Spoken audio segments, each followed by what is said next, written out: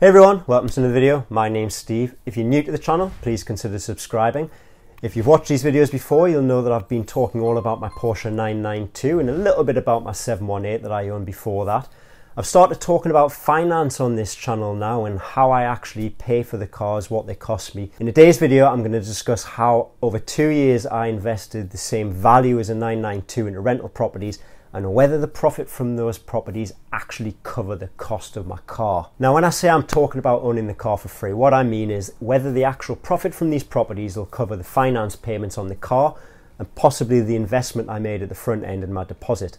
The car's got a 3-year PCP finance deal on it. I may or may not keep the car at the end, but there is a final payment to make. Now, before I start talking about this, I am not giving you financial advice. If you're going to do something like this, or you're considering doing something like this, or you want to try and get to the position that I'm in, I really strongly suggest that you talk to both a mortgage advisor and a chartered accountant of some type. They will be able to explain to you how to get yourself into a position to do these types of things and how best to go along the route of purchasing the properties and basically making sure that the mortgage companies are going to actually accept you as a credit risk. So I'll start with giving you a little bit of background on when I started acquiring these properties and how I've accidentally fell into the position of paying for a car with them. Back in May of 2019, I had started looking to see whether I could get a personal mortgage. I'd already cleared the finance on my 718 Cayman, which I've discussed before in other videos. I was then sitting there ready to basically apply for a mortgage. I realised after speaking to a mortgage advisor that even though I had the deposit that I probably needed to get the mortgage that I wanted, I would be all in and I really would be stretching myself to get the type of house that I wanted, leaving me with no spare money because it would all be trapped in the property. I'm very much a spreadsheet guy. I crunch everything on spreadsheets. My own money has a cash flow. Properties have cash flows. Businesses have cash flows. After talking to the mortgage advisor, he'd said, well, I can get you rental property mortgages if you'd be interested in doing that. And I thought, okay, that's interesting. Let's start a spreadsheet. I realised after crunching the numbers from the mortgage advisor giving me details on what sort of costs to expect that I could actually afford 2 rental properties. Problem was the money was trapped in a 718 Cayman that I'd just cleared the finance on. So unfortunately, bye-bye Cayman. After 6 months, the 2 properties actually started generating some rental income because I managed to get tenants in fairly quickly, and the houses that I bought deliberately were more or less sorted and only had a couple of little niggles that had costs attached to them that needed to be fixed before anybody could move in. As you'll know if you've watched any of the other videos, you'll see that I actually put a deposit down at the very end of October in 2019 for the 992, knowing that I was only wanting the car to come around the 1st of March for a new 2020 plate here in the UK, and that gave me sort of 5 months to make sure I could put the finance in place for it and that I would have the money available to be able to pay for it. I realised as 2020 rolled around, because I'd been making only car payments and I'd been paying very low expenses to myself to pay for my bills, I'd actually accrued enough money there to be able to buy some more properties. So in the middle of 2020, I managed to acquire 2 more properties. Now, I did this really because I realised that the banks are paying no interest at the moment and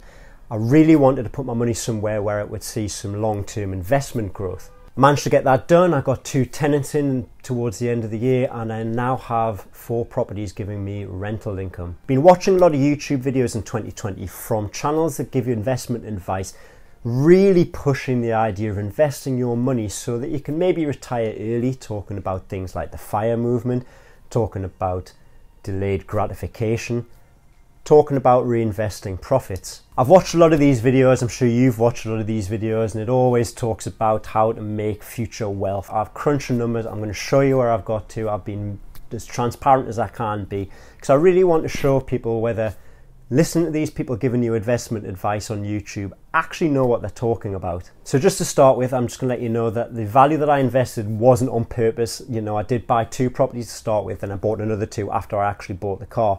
It's very coincidental that the value is within a few £1,000s of what I spent on the car, but it makes it a very good example as to whether the money actually covers the cost of the PCP contract or not. So the cost of the on-the-road price of that 992, which includes the road tax and registration, was £85,646. The total investment cost for the 4 properties, which includes the deposits, solicitors' fees, mortgage fees, any other little costs that were involved to get these houses started before a tenant could move in, was £90,500. Now I've rounded that number just to make it easier. As I go through, I will be rounding some of the numbers just so it makes it a little bit easier to understand. Just for reference, the actual market value of those four properties altogether is £334,500. All are terraced houses, and there's 2 2-beds and 2 3-beds. Just to quickly run through the figures on the car, just to explain which ones we're trying to cover. The deposit on that car was £23,363. Payments on that car for 3 years of £462 a month for 36 months. And that total comes to £16,632. And the final payment at the end is £56,289. That's something I'm not trying to recover, because really the car should be worth that value at the end of the 3 years. If I give the car back, that value will be wiped out. So now we know exactly how much it's cost me to own the car for 3 years. Let's see whether we can start covering them costs with these 4 properties on a monthly basis, and whether after 3 years, 36 months, I'm actually out of pocket or I have covered my costs. Before I start, these mortgages are interest only. I'm not paying any capital down on the properties, therefore the value of the mortgage isn't going down. I'm only paying the interest every month that is accrued. So the total rent for all 4 properties on a monthly basis is £2,280. Out of that value, I am left with a profit of £935 a month after letting agent fees, interest payment for mortgages, and any other little bits and pieces that I have to pay for.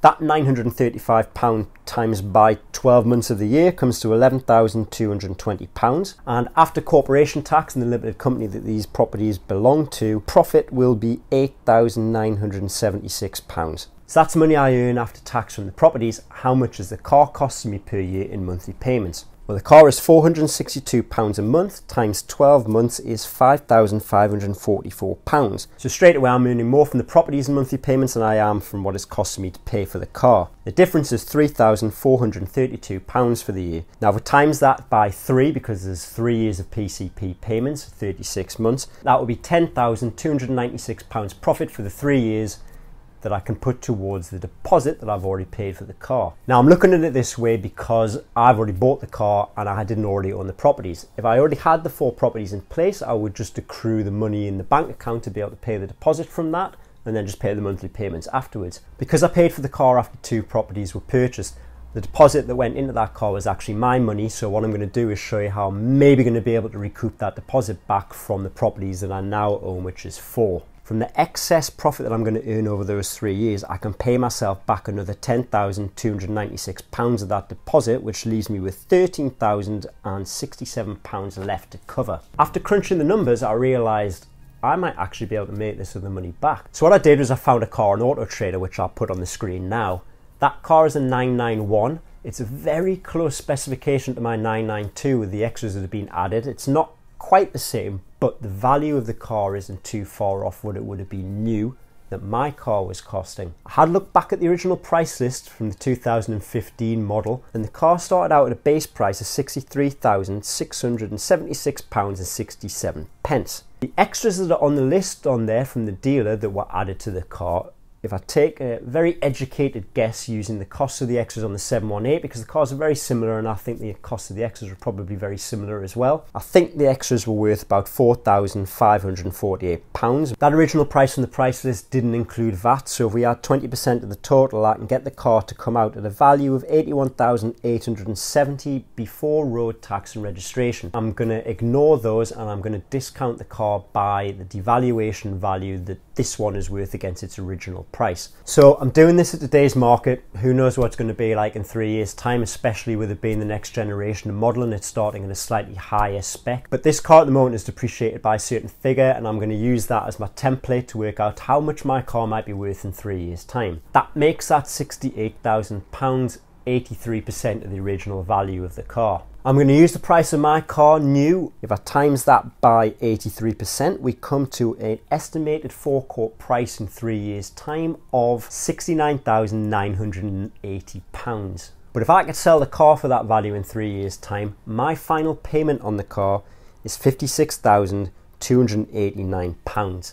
Now if we take that off the price that I can sell the car for, it comes out at £13,691. In that instance, if all things pan out and the numbers are exactly as I've put down now, I would be able to recover all the money that I've paid for the car over 3 years, including my deposit, and I've still got properties in play paying me monthly rental every month that I can probably put towards another car payment.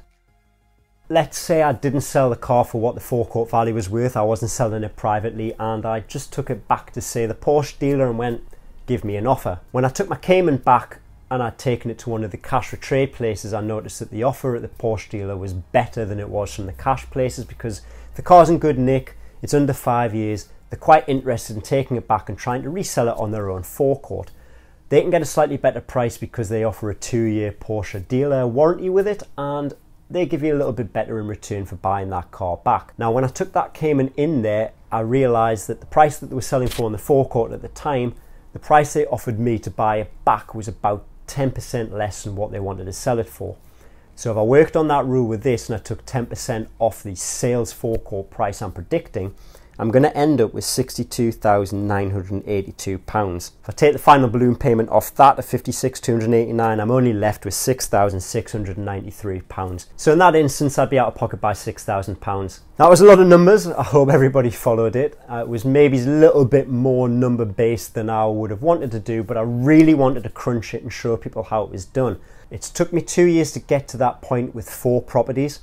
I do have to deal with being able to try and get these properties into play, and I will have to deal with some maintenance costs probably in the future, which may not impact the value of paying for this car. If I was doing it again on another one, it may impact what was available for me to spend on that. What would I do after the 3 years? Well, I could either just refinance that car and continue paying for it, or if the numbers allow and the properties are still there and I haven't sold them, I may actually be able to go into another Porsche, trade that car in, and just keep rolling with the profits on the monthly payments. I hope you found today's video insightful. I hope it taught you something. I hope it gave you a little bit of insight into the type of things that I'm interested in.